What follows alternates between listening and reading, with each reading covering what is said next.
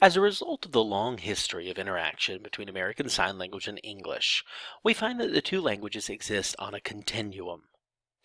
By continuum, we mean that there are various forms of language that are more like ASL and others that are more like English, and that it's rare to find within the continuum a pure form of either language. That is, it's rare that you're going to find a person signing in a way that you recognize no English influence. It's also rare that you're going to find a person signing in a way that exclusively represents English. As a result, most of the time you see something in the middle.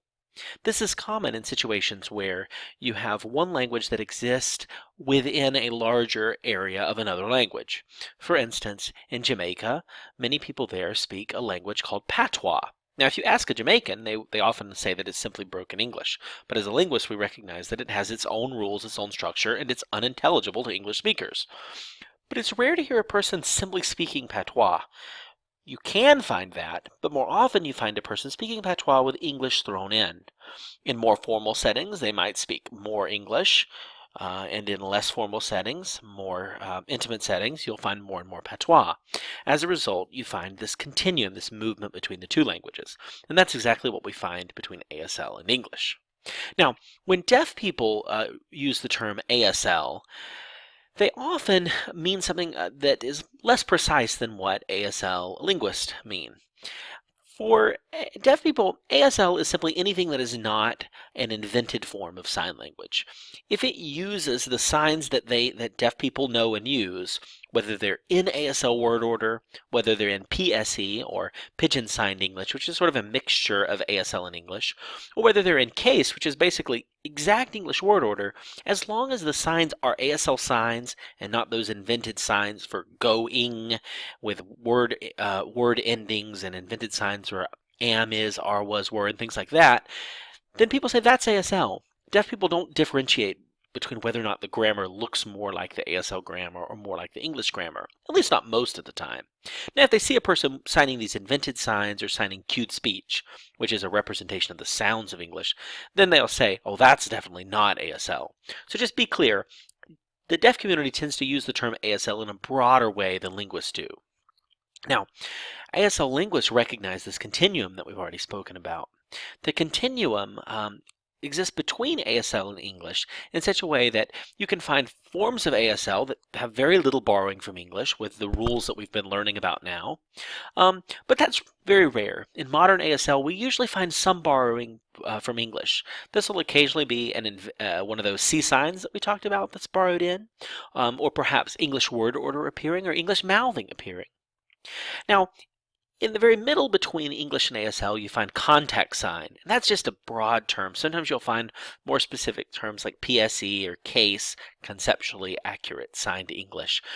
These contact signs generally try to follow English-like structure, but they're still using some ASL features, such as space, classifiers, perhaps role shifting, and there'll still be a mixture of ASL and English in these.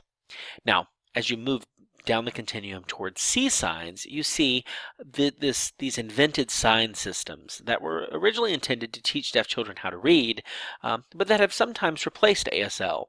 And this will include lots of initialized signs that replace widely used ASL signs, these invented signs for grammatical terms that ASL doesn't have, these invented word endings that will then be signed to mirror the English word endings.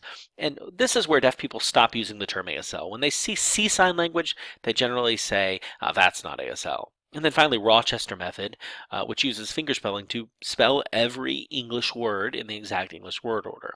That would be the most like pure English that you would find on the continuum. Now, we need to make sure you have a clear understanding of what CASE is, that conceptually accurate signed English, especially those of you that are going to be sign language interpreters, because it's quite common. CASE generally uses English word order, or strives to use English word order, although it might use a little bit more initialization than regular American Sign Language. It's also going to use a lot of mouthing to show the specific English words that the signer is trying to convey, rather than in ASL, where the mouth doesn't convey English terms, but rather conveys mouth morphemes for verbs and adjectives and those that are required for other signs. Case is going to use a lot of English prepositions like in and with and on, but it'll still use some classifiers, and it's not going to go so far as to use these invented signs that represent word endings in the verb to be. So it's going to look a lot like ASL with lots of the features, though it's going to be in a word order that's going to be more familiar to an English speaker.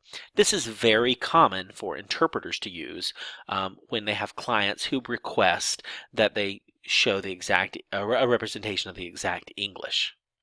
Now, within the deaf community, English is valued on different levels. Within the deaf community, the ability to talk is simply not very valued. This doesn't mean it's looked down upon. It's just simply not something that's discussed. I've interacted in the deaf community for a long time and have remember a situation where I was signing with a person, and then suddenly that person turn to a hearing person and use their voice to say something. I had no idea that that person could use their voice, because in the deaf community it just simply never comes up. It's not a good thing or a bad thing, it's just not valued. In signing, the ability to use English is somewhat valued. The ability to code switch between English and ASL is looked at as a mark of intelligence and as a mark of prestige, but it's only used in certain situations. If you had a deaf person who simply could not use ASL and only used a signed English system, that would certainly be frowned upon. And then, of course, English is valued in the community to write. Deaf people who have a good command of English are often sought out in the community to help with interpreting letters, to help fill out forms, and to just help other deaf people navigate the English world. So, as we think about this code switching between ASL and CASE or PSE, we can recognize certain instances where code switching is used. First of all, it's a mark of prestige. The deaf community has this ambivalence about using English. On the one hand, English is frowned upon. English is seen as sort of a mark of the hearing person. On the other hand, in a formal setting, such as a National Association of the Deaf business meeting, or perhaps a discussion between two deaf intellectuals, you will often see English used. And English is sort of seen as a mark of intelligence or a mark of worldliness. And as a result, this ambivalence does exist. English is on a whole not something that's accepted in the deaf community, but on the other hand is seen as a mark of pride. And related to that, in formal situations, often you're going to see English used. Again, the deaf community has this ambivalence toward this, and this is starting to change. More and more deaf people are recognizing that there's no reason English needs to be used in formal settings, and ASL certainly could be used. But because of this tradition, you will often find people who switch to more English-like signing in formal settings. The one place where English is definitely used in the deaf community is in communication with hearing people. By and large, the deaf community agrees that when a hearing person who's learning to sign starts to sign, then English-like signing is going to be used. And this is where you're going to see lots of CASE or PSE used to communicate with you. This can sometimes be frustrating for a person learning the language who wants to see the purer form of ASL, but instead often sees this code switching, this mixture between CASE and PSE.